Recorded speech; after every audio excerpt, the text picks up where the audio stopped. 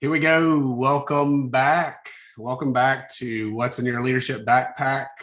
We took September for some rest, and here we are in October.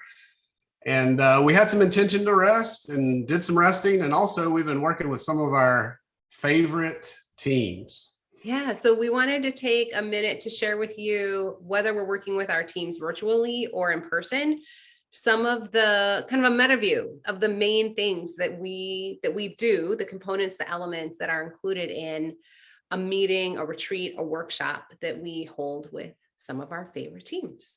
Yes. So some design piece, like how do you design this to keep your team engaged, keep your team connected to the vision, keep your team moving in a singular, intentional direction? Yeah, and here's the thing. What we know is that teams are really good at talking about the what, that a lot of teams have structures and routines and scheduled meetings to keep up on what is it that we're doing, right? You're checking in on work plans, you're checking in on strategy, you're checking in on who's doing what. So the what is often the easy part in any kind of team meeting, workshop, retreat. What Conrad and I really want to bring to the table is how you check in on the how, because oftentimes that gets kind of like swept under the rug. So let's start at the beginning. That first 10%, no matter if the meeting is a day long or an hour long, the duration, think about that first 10% of the meeting. What is important there? One thing we know is to check in with who's there. Give everyone in the room a chance to speak, to engage. That can be a question that you ask or a celebration of what they've accomplished over the last period of time since you met.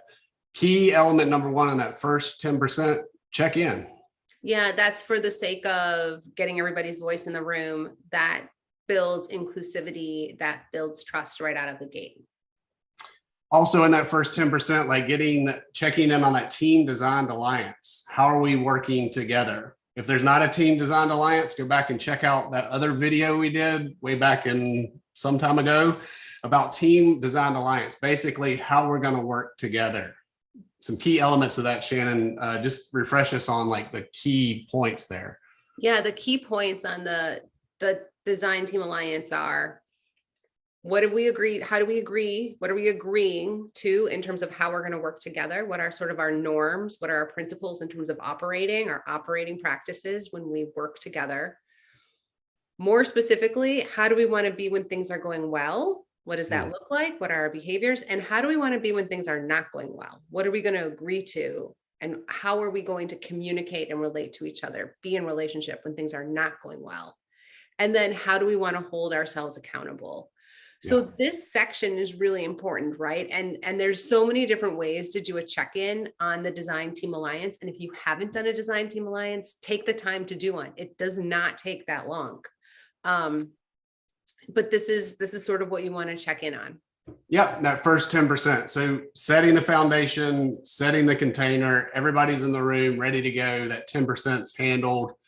Next is that big meat and potatoes of the meeting, that 80%. And what we've seen to be very successful and essential and important with that beginning of the 80% is to talk about and share the vision or the why. Why are we having this meeting?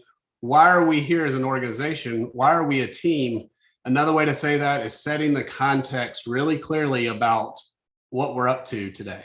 Yeah, this is the job of the leader, right? The team leader, whoever is the leader, this is their job to stand up and say, this is what we're all about. This is what we're up to. And to really, really name that vision. We see leaders who are incredibly skillful at that.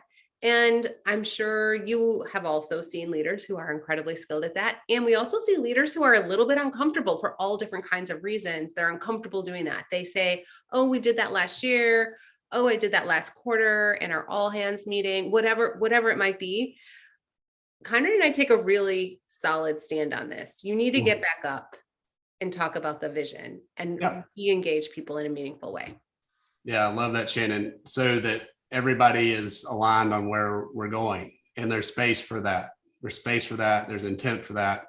So in the other piece in this 80%, yes, it's going to go back to what Shannon talked about at the top. A lot of the what, there's going to be financials, maybe there's going to be rocks or goals or scorecards, projects, all those things. Is a time to really identify issues, discuss, and look for solutions, right? In that main 80% of the meeting. Then 10%, the yeah. last 10%, right? So we're getting close to the end, and you may have been in meetings where it's like, oh, all right, time to go. We assert and hold deeply that that last 10% is just as sacred as the first 10%, and to consciously complete that meeting. What that looks like is clear on the actions, of course, the doing, like who's accountable for what, absolutely essential. And then also a reflection of how we can improve next time, and another check-in on that team designed alliance, what was learned, what's needed for more connection. So that last 10% is really essential. So save that time in your design to make sure it's there. And something around commitments, actions, right, is to make sure that there's a lot of integrity with those particular actions. So I know many of us, myself included, have left meetings where we have an entire list of actions, but we have no idea who's going to do them and we don't know by when. You need to know who's going to do this and by when. And that needs to happen not in the last 10 seconds of the meeting. It needs to happen in the beginning of the last 10% of the meeting. Yeah, beautiful.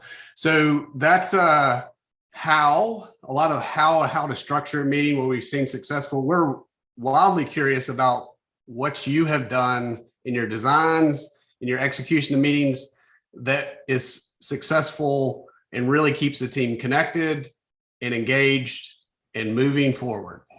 Yeah. So we're going to move on, throwing that in our backpack, right? We're going to move on into October. It's fall here in North America, wherever you may be. We hope you're well, and we'll look forward to seeing you again soon. Yeah. See you next week.